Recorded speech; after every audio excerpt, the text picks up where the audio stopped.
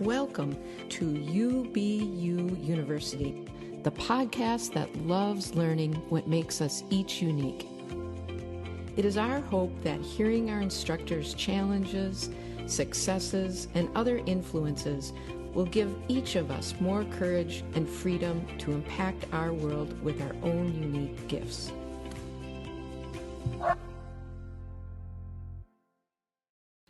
Today's instructor is Kaari Allen. Kaari has both a consulting firm and a brand new book. Kaari's consulting enables educators, business professionals, parents, and students to perform to the best of their ability. Kaari's encouraging style ignites individuals to bolster their individual gifts, foster productivity, and positive change. As a member of an NCAA championship downhill ski team, Kaari also relates well to coaches and the aspiring athlete. Kaari Allen received her BA at the University of Wyoming and 2 master's degrees at the University of Colorado, Denver. Kaari's book, Owner's Manual for Shifting Yourself Forward, provides an accessible workbook format to help us create positive change in our lives. Kaari openly describes her own successes and misfortunes and sets out exercises that moved her to look at disappointments as discoveries. With chapter titles like My Checking Account Has $1.48 in it, What a Relief, and Make Sure to Celebrate Your Belly, yes, your belly, Kaari makes shifting your life in a new direction a whole lot of fun. You can find out more about Kaari Allen at kaariallen.com, Kaariallen. We are looking forward to hearing from Kaari today. Hi, Kaari. Hello. How are you? Good. Good. It's very exciting for me to have you on UBU University podcast. Oh, I'm thrilled. It's a pleasure. I'm excited. Well, you wrote a new book. I did. Tell me about the book. The book, Where the Hell Did I Park My Life? An Owner's Manual for Shifting Yourself Forward.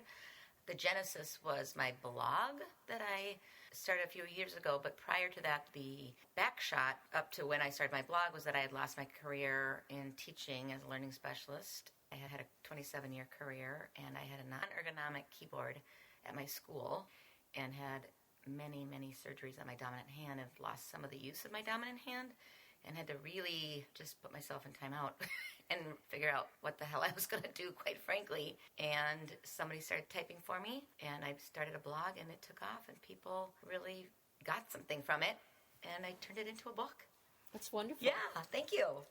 Well, it's such a frustrating time, but you turned it into something much, much better. Yes, it was devastating, quite frankly. I had to really soul search. I had to garner help from mental health support just because that much of a traumatic change physically and career-wise, that combination was devastating. And I had to decide who I wanted to be, and I knew I had a lot to contribute, and I wanted to help people. The advocate of the human spirit is how I define the work that I do in my counseling practice, but also through this book. So I'm excited. 2020, we'll see what happens. New decade. Yeah. Well, talk about you and why was this so devastating for you? Tell us a little bit about you as a person. I grew up, actually, my first childhood memory, I'd lost my brother to natural causes when I was a little girl. I became very mature at a really young age and really wanted to please my parents and help soothe the pain of that angst. They went on to have 2 more kids, my siblings, and are still alive to this day. But having said that, I started pushing myself and striving almost to a point to my own detriment. But I did train for the Olympics in ski racing here at Little Old Buck Hill. That's amazing. Thanks. And ended up having a college career in skiing. So the athletic part of my body is who I am. They say who you are at 8 years old is kind of the makeup of your personality and your affinities. And then I went on to have a academic career and get a master's degree in behavior and learning and taught for 27 years until I was injured at work. And it was something that was beyond my control, but I also believe it was meant to be, for sure. Why do you say that? There was something that's stewing in me that I wanted to do something more than not just in the classroom. I had a huge caseload of kids, and I was spread very thin. I was at a private school. It was very rigorous. You were well loved. Yes. Oh, thank you. And I felt well loved, and I had my reputation. It's one of those, the reverse reward, right? You get more work when you do a good job. Exactly. So there was a sense of some kind of a toxic work environment in terms of just getting piled on with more work and more work, and the injury, I think, was a blessing because I needed to stop and shift and really take care of myself and make sure that I was going to do what I wanted to do professionally and personally and have more balance in my life. Well, it's sort of who you are as a person and part of your self-esteem to some extent to do, and then all of a sudden you had to stop. Right. And how do you deal with that? Well, and I didn't do a very good job. If in the foreword of the book, I talk about it. There was a lot of change. I had my hand in a cast for the better part of 5 years, but in your dominant hand, I couldn't brush my teeth or tie my shoes or button my coat. And you're such a self-sufficient person, right? And I was single until I was 47, so I was just used to just taking care of myself, and thankfully I have a wonderful, loving husband. But needless to say, I didn't realize what it was doing from a medical standpoint. I actually wrote a TED Talk about this. That amount of striving, it just drains your adrenal system to the point that I had lost a lot of weight, and I basically just had an exhaustive nervous breakdown. And I thought I was doing okay. Were you hospitalized with that? Yeah, for a week. Okay. I don't want to say I'm proud to say that. I'm not ashamed of any. I think every single person should have I call it a stop and restart. Mm-hmm. Just time out. Like, this is not working. And basically we got my adrenals set, and I had gone through a lot of just, when you're forced to stop, you don't have a choice. You just don't. You have great stories in your book. Thanks. About leaving the house with one earring, and then in college, ironing your clothes. I wish I was making this up. It's so sad. Well, I think I am a professional. And then I think I confessed I'm having a blue shoe and a black shoe. So perfect. So that's we why both I like rush around a little bit. I think we rush around, but what I've realized in writing this book is that I think we all look at each other like we've got it all figured out. And everyone, oh, well, she's all put together, and she must be doing so much better in life than I am. And it's not that we're comparing ourselves, but I think being vulnerable, I'm very vulnerable in the book, it's just part of who I am. But taking another 5 seconds to wear matching earrings or matching shoes, that's not too much to ask. It's tough some days. But I will say, I think when our brains are working so much faster than where we're at in the moment, as a learning specialist, I know a lot about this, but quite frankly, that's kind of who I am. But you do have to make sure that there's a balance. And when I was just sitting in the hospital and reading magazines, it was something. It was basically, my husband had to take over doing things at home, and I got to just reflect and just take care of me. It was almost like I was sent to a spa, and I was allowed to make a new choice. How were you able at that point to make that new choice and sort of reframe how you were going to do life? Actually, you know what? The easiest way that I can explain it is that I knew the answer to that question long before that happened. And that it was almost just that the injury to my hand and all of that was the crescendo, right, of a buildup. But I knew that I was doing too much and striving. I wasn't giving myself permission. And one of the things was I had to tell myself the truth that career path, where I loved it up until then, it wasn't healthy for me. It just wasn't. I was giving out to kids and families and professionals more than I was filling myself up. And that's not good.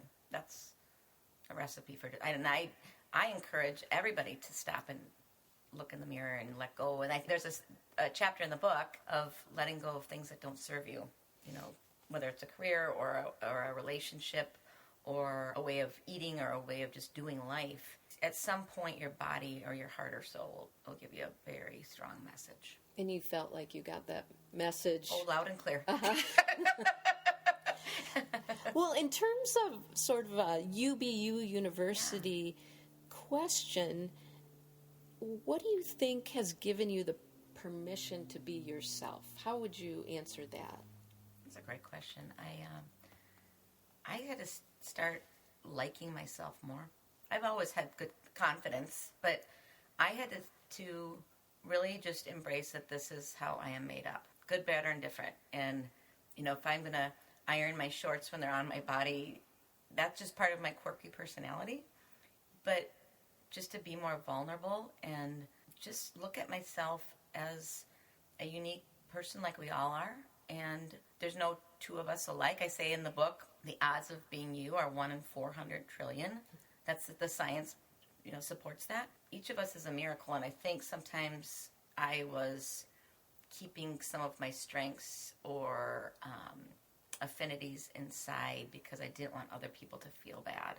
And I think that's not helpful to you or me because I want to know all the cool things and your strengths.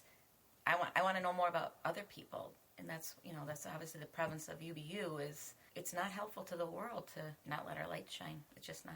And so I think you can lead by example too. Well, that's a wonderful message. Yeah. And when you have found yourself being vulnerable and authentic, what are you noticing throughout the day in your world?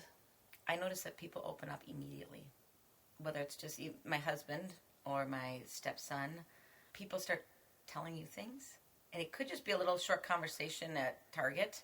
The other day I was in Target, and I couldn't get the change. My hand has just funky little impairments, not life-changing. Oh, life-changing, but not earth-shattering. It's hard for me to pull the coins out of my purse.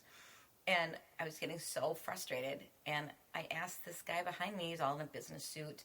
He looked at me like I had 3 heads. And I just said, I have this hand thing, and can you help me? And he started smiling, and he said, oh my gosh, I have the hardest time tying my tie. And he's a complete stranger. He was just sharing something about him, and it was vulnerable. And he had this smile on his face like, oh, it's okay that I get to, share my foibles or insecurities or what have you, and not be judged. Isn't it interesting how your day becomes much more full and real and authentic and exciting, actually? And I've also learned to not plan how the day goes because it's the universe, God, me, whomever. It's 99.9% of the time it's not going to go the way, good, bad, or indifferent. It's just not. So I think being open to not getting stuck on granted, we have our work life and whatnot, but I do believe things happen for a reason. I really do. Do you have any recent stories where you went throughout your day without expectation? Oh, the other day. I thought I was going to pack my stuff, go to my yoga class. I had to get into the office, drop off some stuff for my parents, and then I was going to run a couple errands and whatnot. And I was going to do something fun at the end of the day, whatever, run to Southdale and exchange a shirt. Doesn't matter. I got to the gym. I had no gym bag. I had none of my stuff. I had my yoga pants on, so that was good, and my winter boots. That works. But I had that moment of, if I'm just not going to do this, I'll drive out. It's like, no, I've got my yoga pants on. I can walk up in my socks and go to my class and just stop. And I'm all sweaty, and I'm not going to go flitting about. And I ended up just going home and kind of bagging two or three of the things. It didn't have to get done. And it worked out. I'm alive to tell about it right now. It's fine. You had a nice story about the yoga class in your book, too. Yeah. That's fun. That's not a typical you thing to do. No. And you're trying new things, you're doing new things, and it's scary. What about that experience was intimidating and hard? And I think, as you said, you coin yourself as an outside girl. Yeah, because, I was used to being in a meeting after 27 years at 7 in the morning, 5 days a week. It just was my life. What do you do with yourself? Right. So now, because I can't and I shouldn't, I'm not supposed to be, I'm supposed to be healing, at least that yoga class, that teacher better darn well show up at 9. And I've spoken to yoga teacher training, people in yoga teacher training at Lifetime Fitness, that you might not feel like coming to teach, but someone like me is counting on you.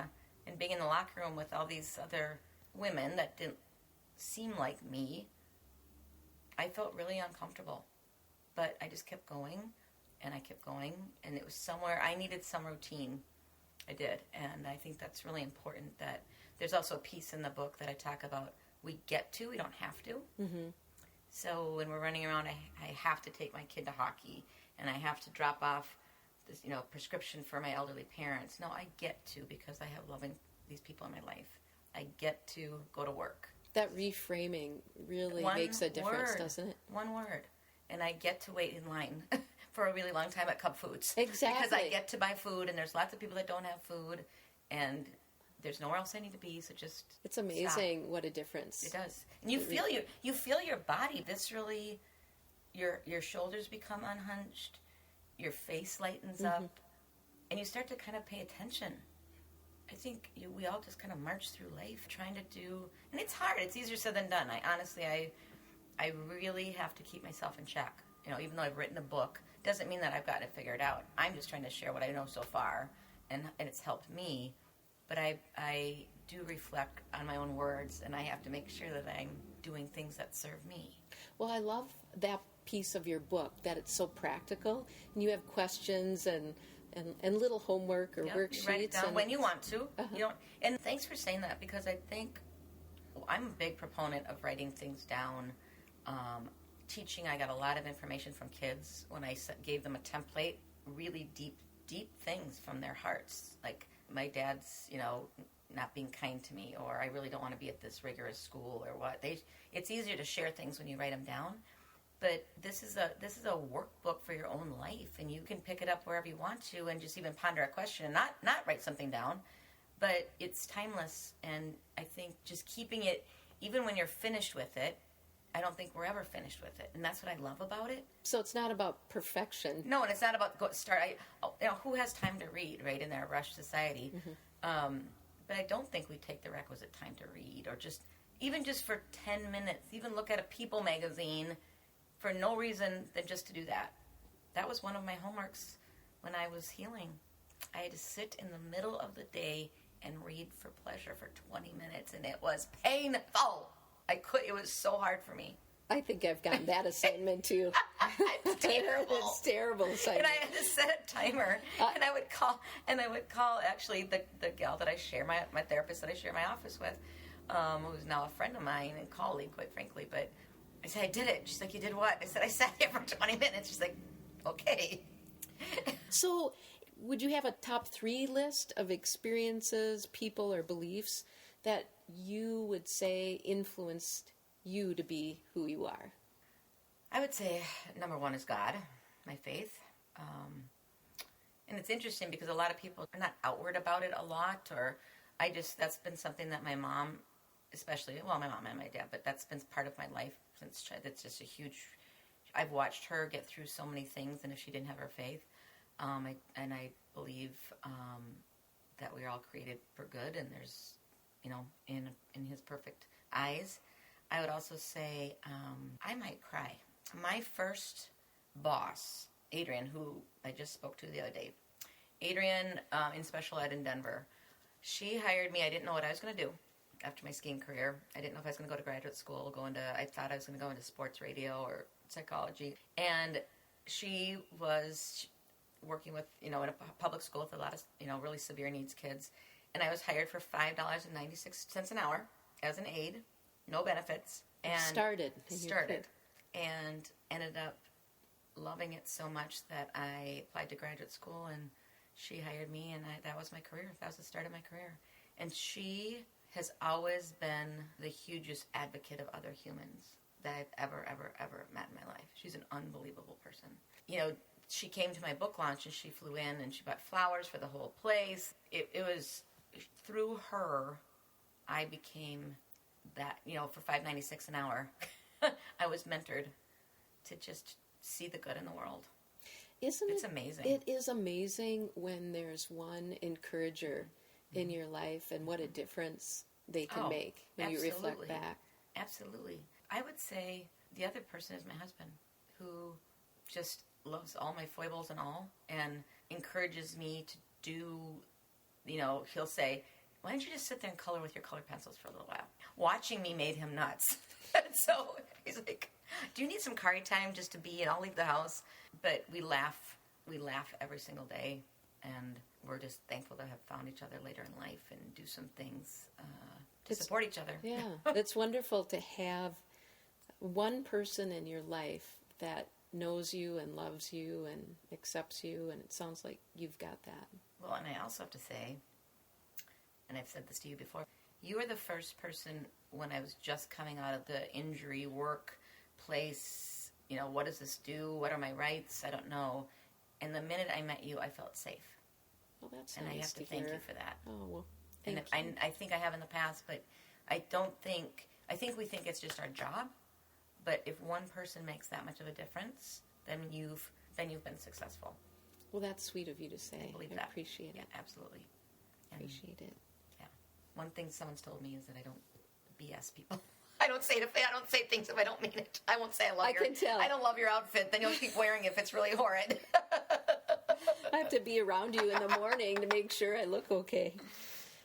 Well, we've talked about your injury and 7 surgeries, and to your dominant hand, and we use it every day. And I think it sounds like that is a point where you really had to figure out, who am I, or how do I be me? How do I be Kaari now?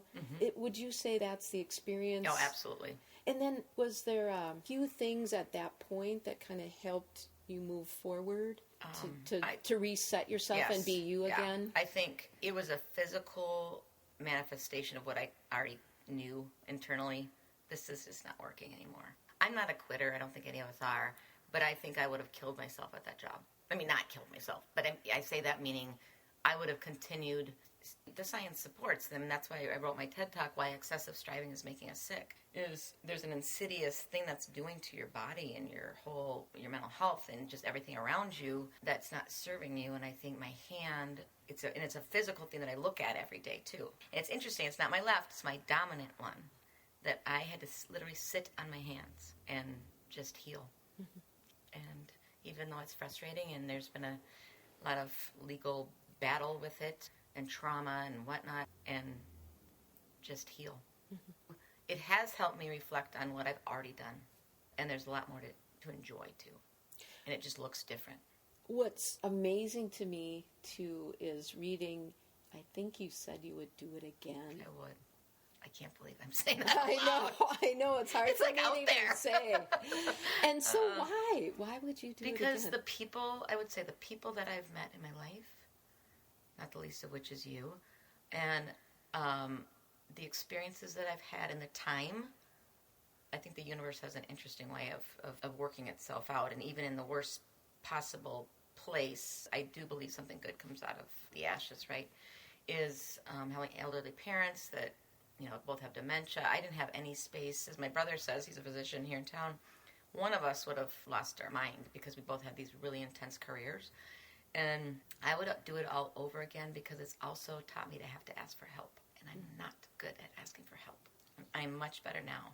I've had to ask complete strangers to help me pick out coins out of my wallet or unhook my bra in the locker room. Asking for help is the worst, isn't it? And you're vulnerable. Your dominant hand.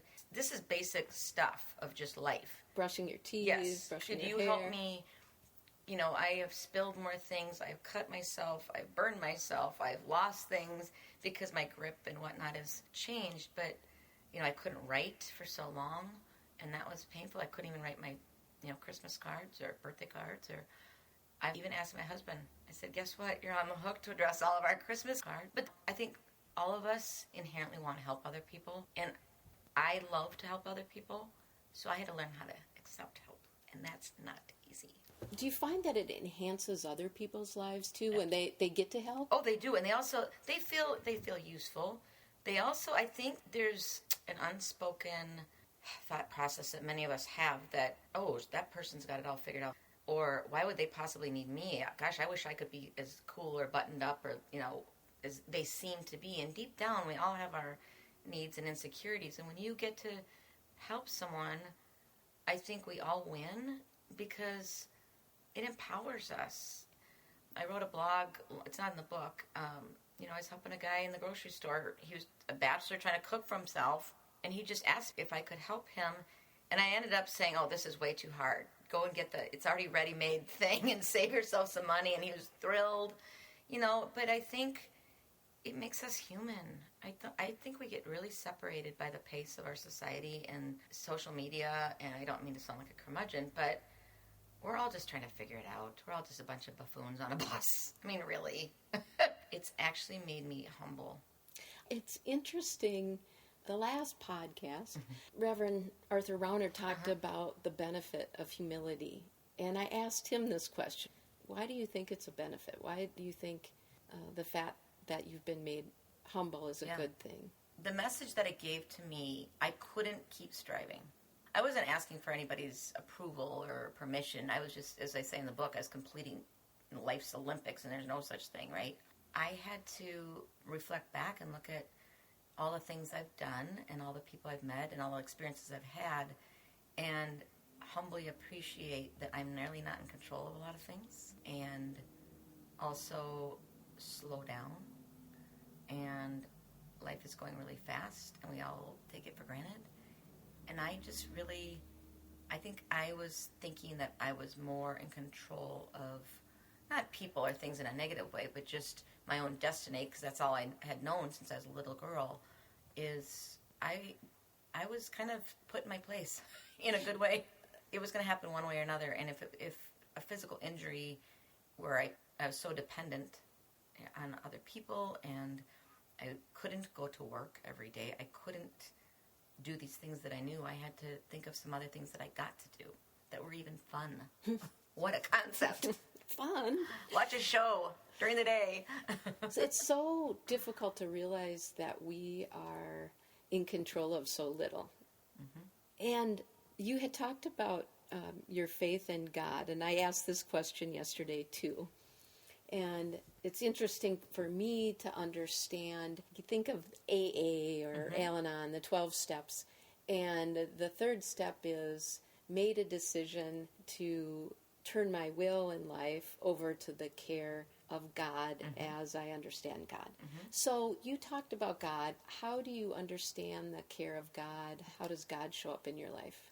He shows up in timing.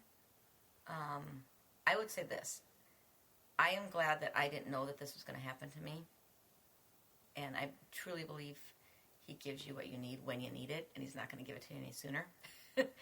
And I don't know what's going to happen tomorrow, but I know that he's 10 steps ahead of me, like a chess master moving the pieces. You don't know that you're going to meet this really great guy in 20 years. You have to kiss a lot of frogs, but then you're going to finally meet your husband. I think knowing that he sees everything for good and puts certain people and places for our own best interest, even when we're having to be a little bit pruned and humbled, if you will, that's what I believe, is that he does also allow painful things to happen, because what was happening wasn't what's best for us. He had something better in mind. A painful breakup. I got this better guy down the road, or this career, you're going to lose it. It's going to be devastating emotionally, financially, physically, whatever. But there's something better for you. That's a wonderful image. Yeah. You can't see it though. That's the tricky the frustrating part. And there's no billboard. I don't like that. There's no the magic 8 ball we used to play with as kids, or but I want a decoder ring. Oh yeah. I just want it all spelled out. I do too. Yeah. I do too. It's like, oh good, on Friday. We all want predictability, because that's a human need. But I think we can also get too stuck in wanting to know how it's going to turn out, because that would be boring. It would. Yeah. And the people, I can name 10 people in my life that weren't in there. And I can name 10 people that are not in my life that shouldn't be in it anymore. Conversely, because of what's gone on. But I think other people ask themselves questions in my book, and that's what I wanted them to do, is what I've had to do, but not in a preachy way, or I hear all the answers. But I do love that about your book. It's fun, it's interesting. You are vulnerable. You're giving people an opportunity to learn on their own. We're all, a lot of us are a little oppositional, defiant, and as I am. But I look at it as a good thing. I can encourage other people to not be just like me. Well, how do you maintain your energy now to lead what feels like sounds like a very purposeful life? I have to say, and it's interesting that you're asking me this today, because I had a really difficult time this morning rallying myself. Because you want to see all the book sales, and you want to see all the people you're going to help, and you want to see what's going to happen with my elderly parents, and you're feeling, frustrated because you feel like it's just more of the same, right?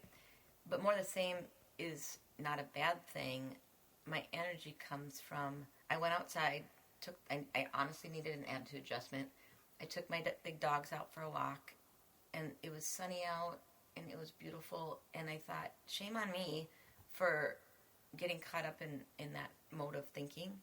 It's beautiful out here, and we get to be on this planet and just do the best we can, and being the best we can mean being a good dog walker, being significant in a human or an animal's life. It's making a significance.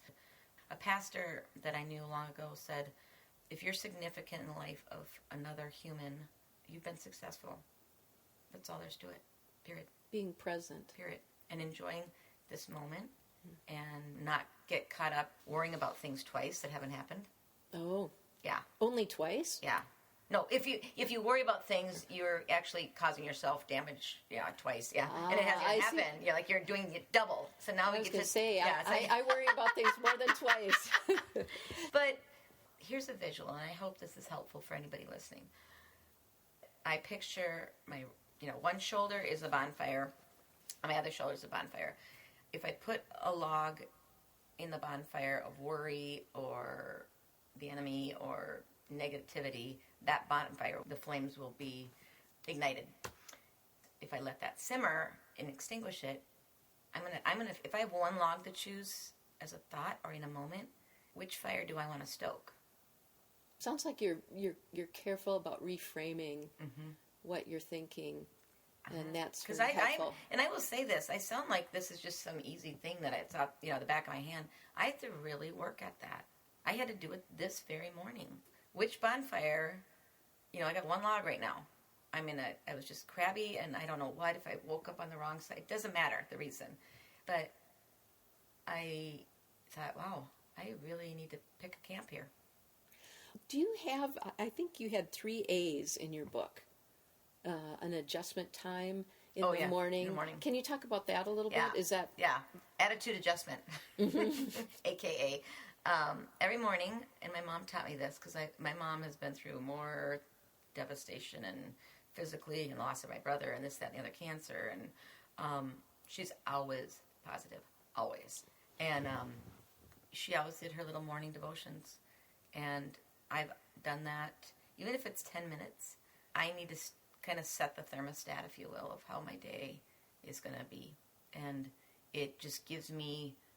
not a game plan, but instead of waking up immediately and thinking of, I got to get this done, or negativity, whatever, it's like taking 10 minutes. And if that means setting an alarm 10 minutes sooner, it does. But now it feels uncomfortable not to do that.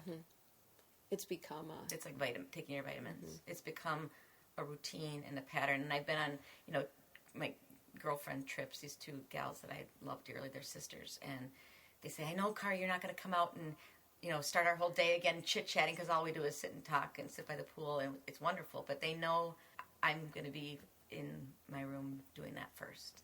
And sometimes they'll say, will you come out here and will you do your devotion thing with us? I'm like, sure, I will. But it helps you get your day going. Yeah. So people don't want to say they have a favorite child, and I wonder if saying your favorite chapter in your book is like that. But do you have a favorite chapter in your book? I do. I would say... it's the get to versus have to, where I talk about my dad and getting to wait in line at Wendy's for the 9 millionth time. But I get to. It's a joy and an honor and privilege, and how being with him that day, he's at the very end stages of his life, and he was thrilled to be at Applebee's trying to eat his soup with a fork and be with my mom and I. It completely changed me of how I set my thinking to be more content. I'd say that one and the Celebrate Your Belly. The Star Belly Sneeches. Oh, yeah. Right. Yeah. Tell us just a little bit Okay. about that. So I don't know if you remember back in the day, Dr. Seuss's book, The Star Belly Sneeches, but the premise is this guy, snake oil salesman, comes into town and starts telling the Sneeches that he's going to sell them a star to put on their belly, and if you don't buy the star, then you're just not good enough. And a lot of that's going on today, right, in this country is Exactly. who's better than whom, and if you're not driving this car, and if you're not doing this, and if you're not getting Botox, and if you're not blah, blah, blah, blah, blah, blah, goes on and on, right, I realized that, in the end of the book, he comes to the fact that there's a star off machine, because now it became too easy to get a star, and now you're not like at the elite, you're not the upper cool, crust of can't have a cooler, star. right? And it's celebrating everybody's belly, and when I say use that term, it's just in reference to the book, but your belly is your entire being, is sharing what you're good at. I've done some workshops with people or even in the workplace, share a secret strength that no one in your workplace has any idea. It's fascinating. It's from I can ride a unicycle to I've memorized this poem, or one guy celebrates Prohibition Day every year and puts on a huge party, and people are just looking at him like, what? What is your secret? Yes. What did you share? Mine was the unicycle. I can ride a unicycle. Yeah, that's impressive. I think you're the only person I've ever met. There's tons of people out there, but I think I was trying to impress an 8th grade boyfriend, so I bought a unicycle. Did it work? I don't think so. But I learned how to ride a unicycle. That's It was amazing. fun. I do. I liked you for a reason. Yeah. We're both kind of That's out great. there. That and the polishing the rocks. I do a lot of rock polishing, and I've turned it into a nonprofit. Oh, what do you do with the rocks? We rocks? donate 100%. Make jewelry. Oh, okay. John's had to help me because my hand, for obvious Okay. reason. I always saw beauty in rocks, and I bought a rock tumbler. And you put a rock in there for 7 weeks, 24 hours a day, and these beautiful colors come out. And I use that as an analogy with people. I let them pick a rock because no two are alike. But if you go through enough erosion, right, and tumbling, these beautiful things, and I think that's a great analogy to life. I had always polished rocks, and we started a nonprofit, Milestones. We donate 100% to those with disabilities. We have to have it on the website. Yeah. Because it's a wonderful message for UBU University, Yes. because the world really needs all of us to be does. unique and live our lives. Right, and it sounds kind of quirky. It's like, the weird. It's like the lady with all the cats, right? It's like, ooh, the rock polisher lady. But then when you start thinking about it, it's pretty cool. They're beautiful. You put this rock, put this dirty, rough thing in, and then this beautiful, unique, there's no two alike. It comes out. It's amazing. It's a great image Yeah. of us and what you're trying to We do a say lot in of your tumbling. book. Right. I'm still tumbling. I'm still in the polishing stage. We all are, aren't we? Well, is there one nugget of truth, or 2 or 3? You've given us a lot of nuggets of truth. Thanks. But is there anything else you want to leave the UBU University with? I would say to every single person, UBU, the world needs you exactly how you are in this moment. Yes, we're trying to be better, but in this moment, today, the world needs your secret sauce, your special thing. It's begging for it. You might not see it. That, and you've gotten through 100% of your worst days. You're doing pretty well so far. That's a wonderful message, Kaari. Thanks so much My for pleasure. all your time. This has been the best part of the start of my year. Oh, it's It really great. has. It's great. Your book is Thank you. wonderful, Thank and I you. wish you the most success with it. Thank you. And when I don't think we'll ever figure out where the hell we parked our life until we finally park someday, because that's yeah. the beauty of it. I Keeps know. us driving. Then we just use the beeper, right? Right, we just do the beeper. It's amazing technology. Happy New Year. Happy New Year to you. Thank you very Thanks. much.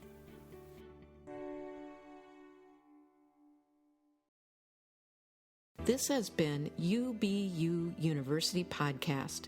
For more information, visit our website at ubuuniversity.com. Thank you for listening.